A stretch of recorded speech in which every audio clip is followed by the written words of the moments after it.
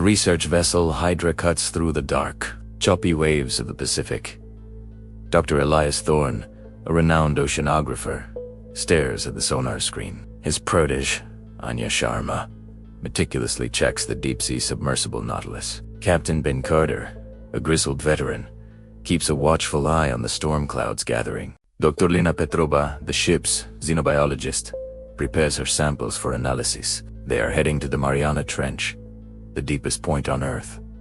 Elias is obsessed with a newly discovered anomalous energy signature. It pulses from an unprecedented depth, far below anything known. Anya feels a prickle of unease, a cold dread in her stomach. The ocean here is a flat, black expanse, devoid of life. The only sound is the groaning of the ship's hull. Lina's instruments detect strange, ultra-low frequency vibrations. These vibrations are not natural.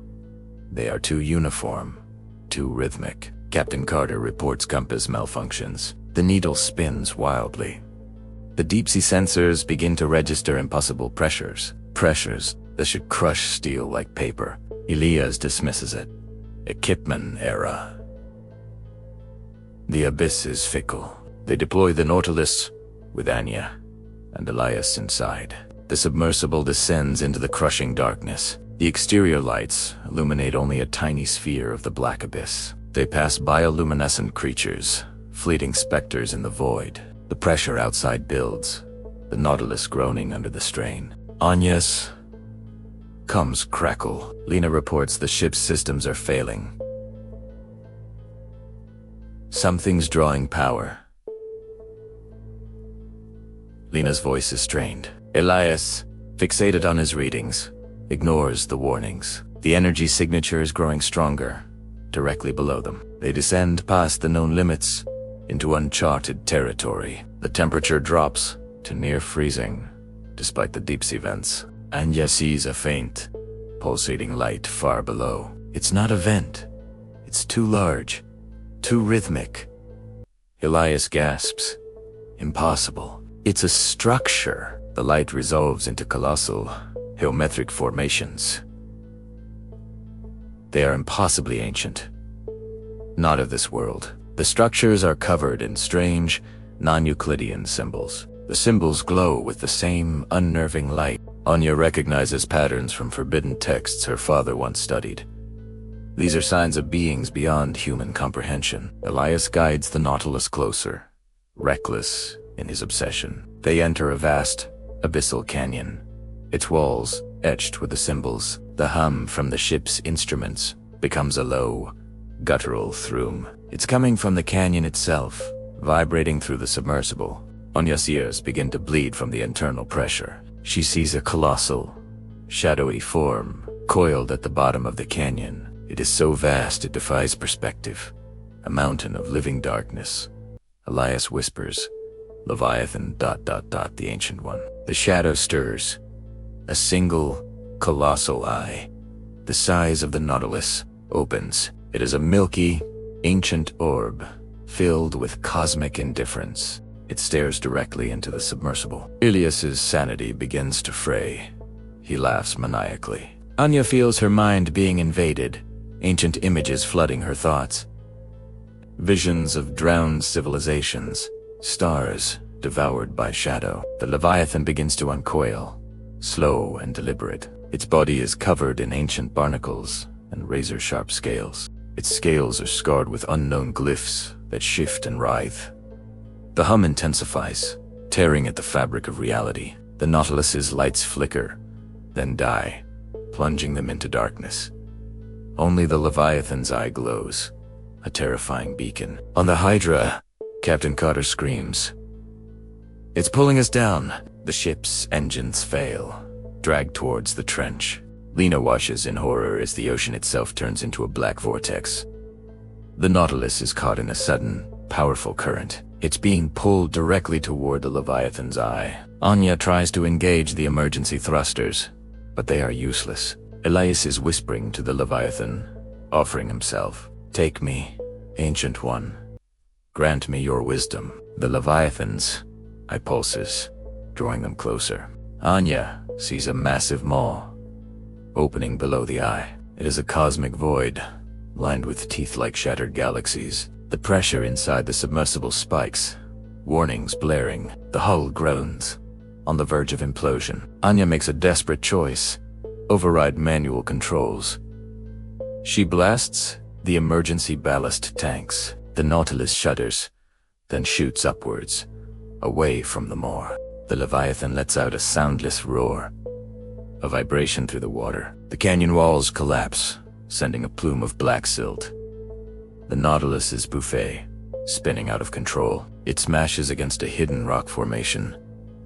Warning lights flash. The hull is breached. Water begins to pour into the submersible, freezing cold. Elias is still laughing, his mind completely broken. Anya fights the rising water, trying to seal the breach. On the surface, the Hydra is being ripped apart. Captain Carter watches as the ship's mast snaps. Lena screams as the deck splinters, sending her into the churning water. The Leviathan's colossal tail breaches the surface, a mountain of scales. It creates a tsunami that swallows the Hydra whole. Anya manages to seal the breach, but the Nautilus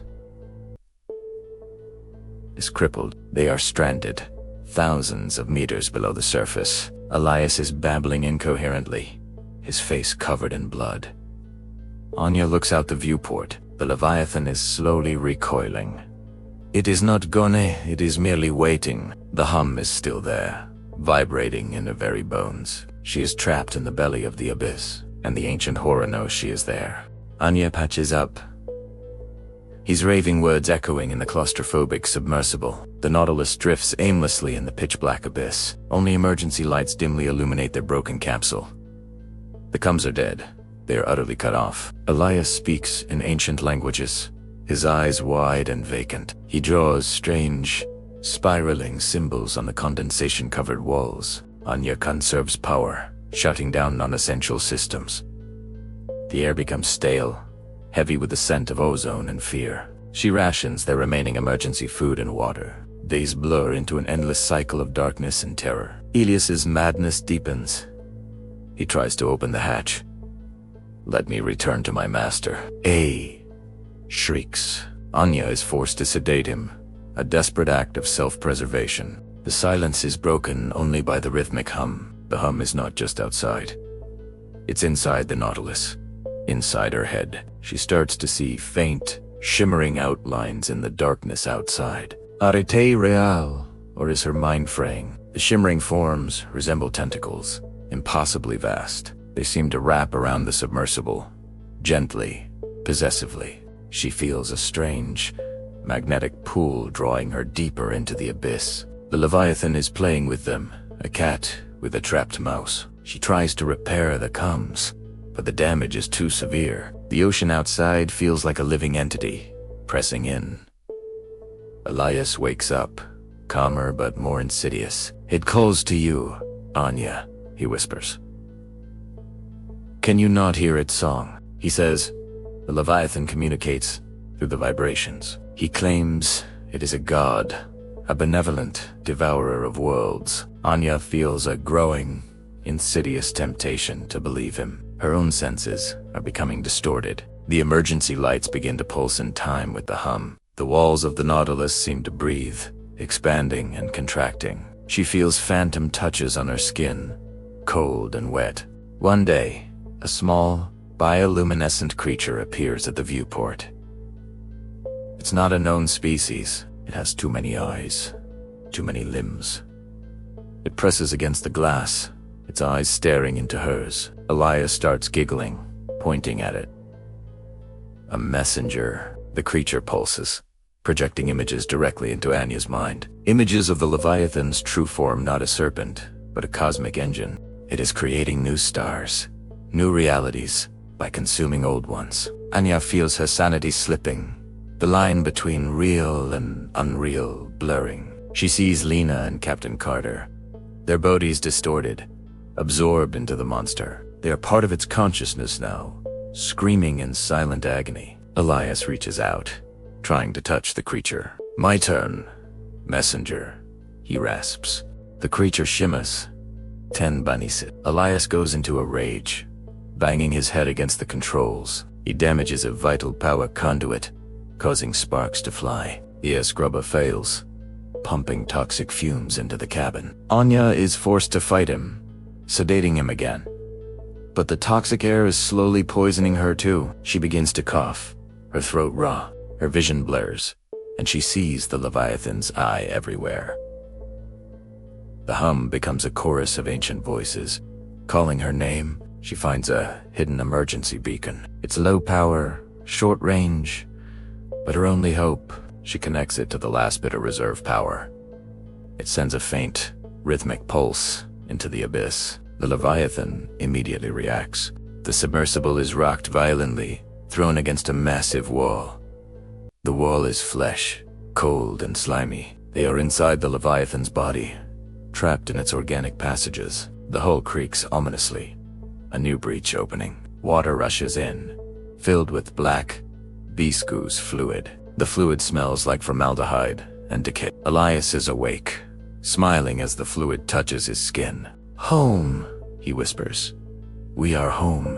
Anya fights to seal the new breach, but the pressure is immense. The fluid begins to dissolve the metal of the Nautilus. Her skin starts to burn where the fluid touches it. She sees the walls of the passage pulsating around them. The hum is now a roaring torrent of sound and vibration. Elias begins to sing, a horrible, tuneless His skin glows with a sickly green light. He is becoming one with the Leviathan, transforming. His bones twist, his limbs lengthen, his eyes turn into black voids. Anya tries to crawl away, but her limbs are heavy. The fluid is seeping into her spacesuit, burning through the material. She feels the terrifying sensation of her own flesh dissolving. She is screaming, but her voice is silent.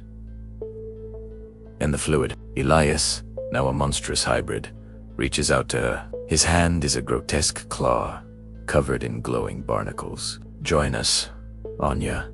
His voice is multi-toned, alien. "Embrace the void." He grabs her, pulling her close. The fluid rushes in, filling her helmet.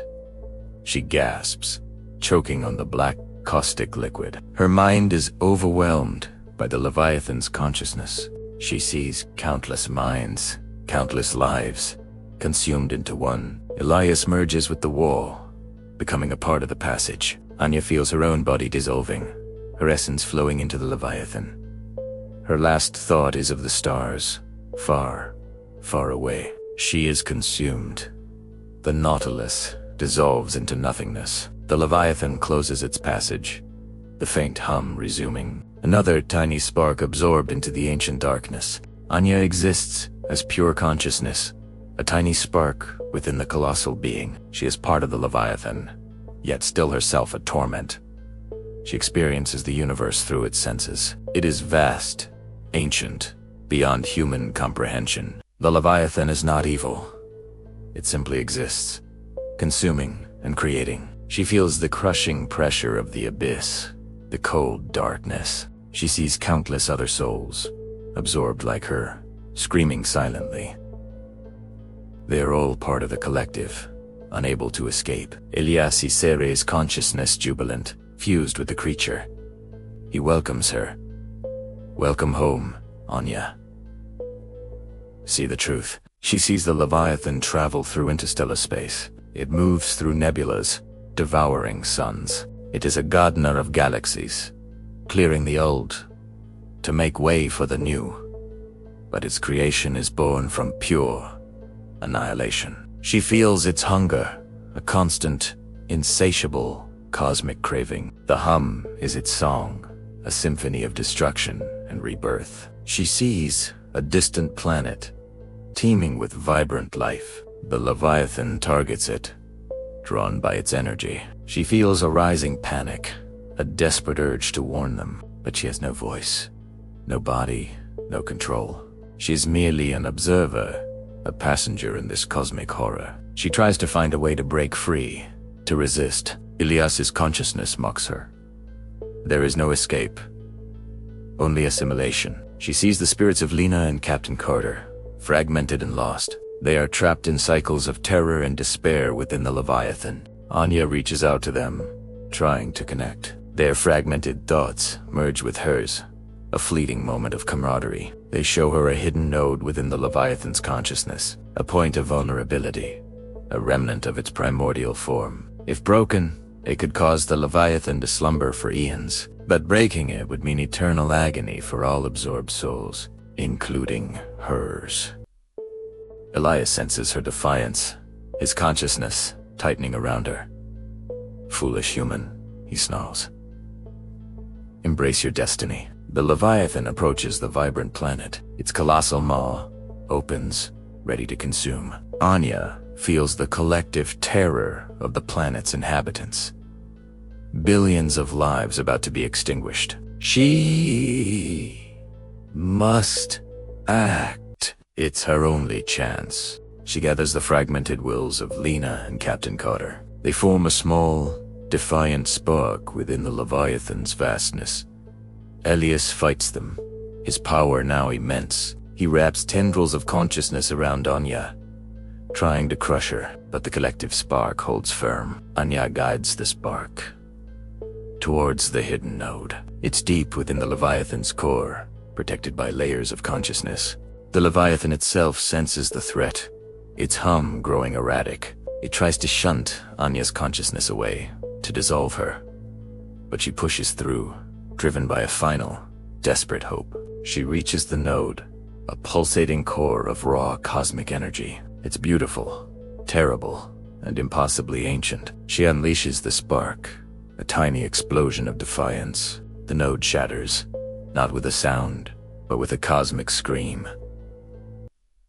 The Leviathan recoils, a spasm ripping through its vast being. Its hum dies down, replaced by a low, mournful drone. The planet is saved, for now. But Anya's victory is also her eternal prison. The Leviathan begins to slow, its movements becoming sluggish. It enters a deep, cosmic slumber, a state of suspended animation. It drifts through the void, a silent, dreaming mountain. Anya, Lena, and Captain Carter are still trapped within. But now, they are aware, in eternal agony. They are part of its dreams, its endless, silent nightmares. Elias is also there, enraged, his consciousness bound to theirs. He blames Anya, forever tormenting her in the cosmic dreamscape. Anya feels the crushing weight of endless time, endless suffering. The silence is broken only by the whispers of other trapped souls.